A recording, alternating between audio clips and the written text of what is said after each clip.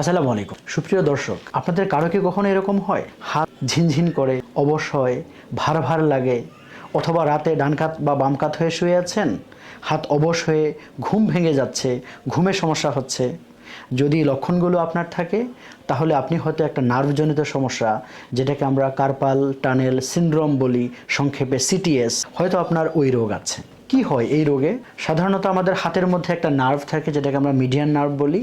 যদি কখনো এক্সেসিভ বেন্ডিংয়ের কারণে, সেটা এক্সেসিভ ফ্লেকশন অথবা এক্সেসিভ এক্সটেনশন এর কারণে নার্ভের যেই টানেল বা চ্যানেল দিয়ে যায় তার ভিতরের প্রেশার বাড়ে, তখন নার্ভের উপর চাপ পড়ে, তখন এরকম ঝিনঝিন অবশ বা ভার ভাবের সৃষ্টি হয়।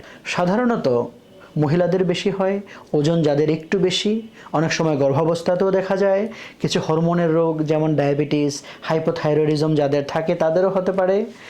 আমরা বেশি পাই বাতের রোগ যাদের থাকে, specially rheumatoid arthritis, spondylo arthritis, SLE এবং অন্যান্য বাতে এই কার্পাল টানেল সিনড্রোম বা সিটিএস এর প্রাদুর্ভাব বেশি দেখা যায়। প্রমাণের জন্য সিম্পলি আমরা কয়েকটা টেস্ট করতে পারি। বেডসাইড টেস্ট রোগী আপনি নিজেও বাসায় বসে করতে পারেন যদি আপনার সমস্যা থাকে।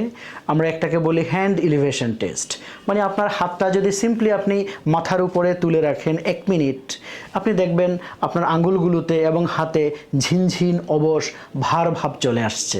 যদি আসে, এটা কার্পাল টানেল সিনড্রোমের একটি বেডসাইড টেস্ট এবং সহজে প্রমাণ করা যায়। অথবা আপনি হাতটি যদি এরকম করে রাখেন, এরকম করে বুকের সাথে 1 মিনিট রাখেন, রাখার পর দেখবেন আপনার এই আঙ্গুলগুলো ঝিনঝিন অবশ ভাব চলে আসছে, এটাও কার্পাল টানেল সিনড্রোম থাকার প্রমাণ। অনেক সময় কার্পাল টানেল সিনড্রোম একটু অ্যাডভান্স স্টেজে থাকে, স্পেশালি যখন হাতের মাংসপেশি দুর্বল হয় অথবা মাংসপেশি একটু শুকিয়ে যায়। তাদের জন্য আমরা এনসিএস নামক একটা পরীক্ষা আছে, নার্ভ কন্ডাকশন স্টাডি, ওই পরীক্ষার মাধ্যমে ওইটার জটিলতা নিরূপণ করতে হতে পারে। অথবা সিটিএসের মতো আরও কিছু নার্ভজনিত রোগ আছে, যখন আমরা খুব সহজে আলাদা করতে পারি না, তখন এই টেস্টগুলো করার প্রয়োজন হতে পারে।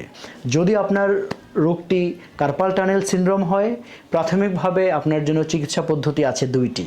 একটি হলো রিস্ট স্প্লিন্ট, একটি মোজার মতো, যেটি মূলত আমাদের এই যে রিস্ট জয়েন্ট কবজি, এটাকে ব্যান্ড হতে দেয় না, কারণ তার ভিতরে একটি স্টিলের পাত থাকে। এটি কমনলি রাতের বেলা পড়বে এবং দিনের বেলা যত বেশি সম্ভব পড়ে থাকা যায় সেটি সে ব্যবহার করবে।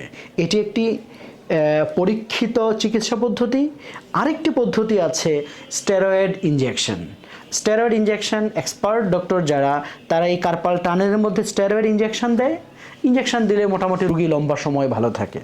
রুগীদের একটি প্রশ্ন যে এই 2টির মধ্যে রিস্ট স্প্লিন্ট এবং স্টেরয়েড ইনজেকশন এর মধ্যে কোনটি বেশি কার্যকর, কোনটির সুবিধা অসুবিধা কোনটি? এটা বৈজ্ঞানিকভাবে প্রমাণিত, 2টি পরীক্ষিত প্রমাণ। 2টি কার্পাল টানেল সিনড্রোমে রোগী উপশম পায়। তবে যারা দ্রুত উপশম চান, স্টেরয়েড ইনজেকশন 2 থেকে 3 দিন 4 দিনের মধ্যেই রোগী আলহামদুলিল্লাহ অনেকটা ঝিনঝিন অবস্থা থেকে মুক্তি পান। কিন্তু রিস্ট স্প্লিন্টিং করলে একটু সময় বেশি লাগে, সাধারণত 2 থেকে 4 সপ্তাহ সময় লাগে। এই জন্য দ্রুত যদি চান তাহলে ইনজেকশন অথবা আপনি স্প্লিন্টিং ব্যবহার করতে পারেন।